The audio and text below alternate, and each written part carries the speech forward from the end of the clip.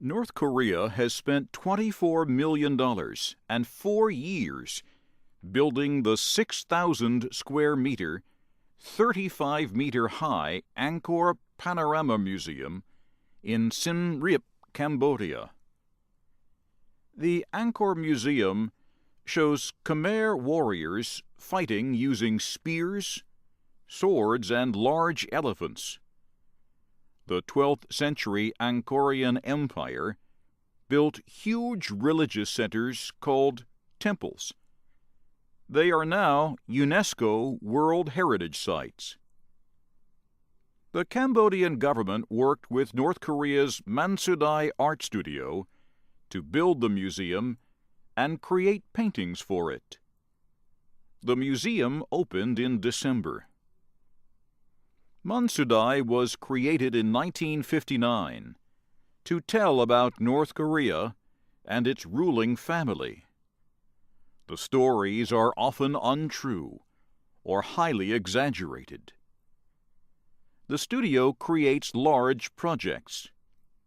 Its website says it has 4,000 workers, about a quarter of whom are artists.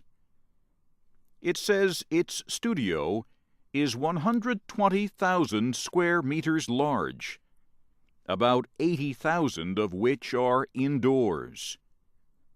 It says the studio is probably the largest art production center in the world, and by far the largest and most important in North Korea. Yit Chandaroat is the vice executive director of the Angkor Museum. He told VOA's Khmer service that visitors feel as if they are right there during the Angkor era. They feel as if they are with the people selling vegetables, or those on the fighting elephants in the painting.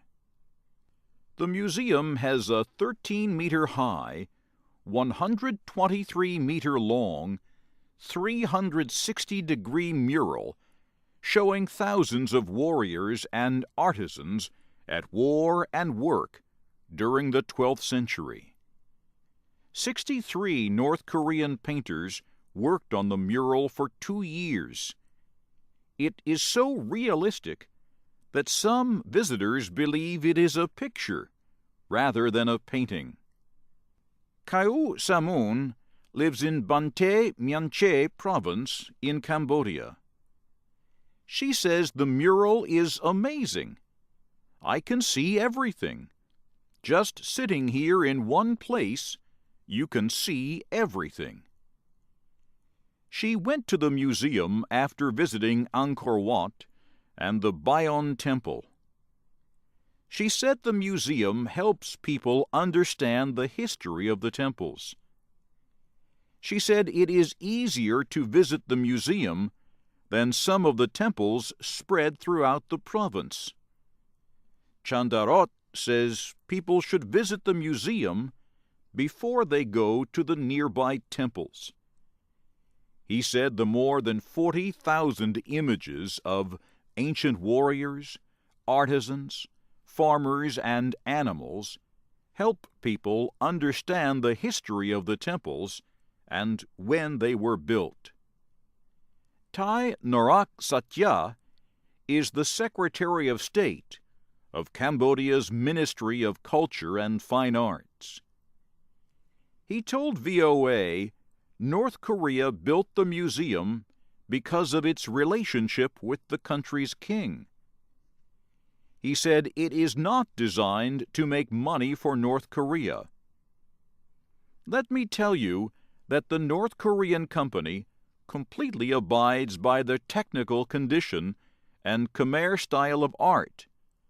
So it is not the nature of this business to generate income. The museum has not earned as much money as officials thought it would. About 90% of visitors are Cambodian.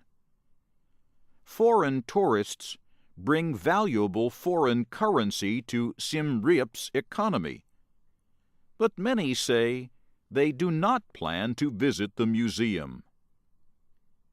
Sarah and Ashley are from Britain. They say they have traveled a long way and do not want to see just a painting of the Angkor temples. Sarah told VOA she is quite surprised that they invested so much outside North Korea. Ashley said, "I want to see the real things. That is what I am here for. That is what we are going to do today. I am not interested in going to the museum." Christelle Bimar is a traveler from France. She is visiting Siem Reap with her 2 sons.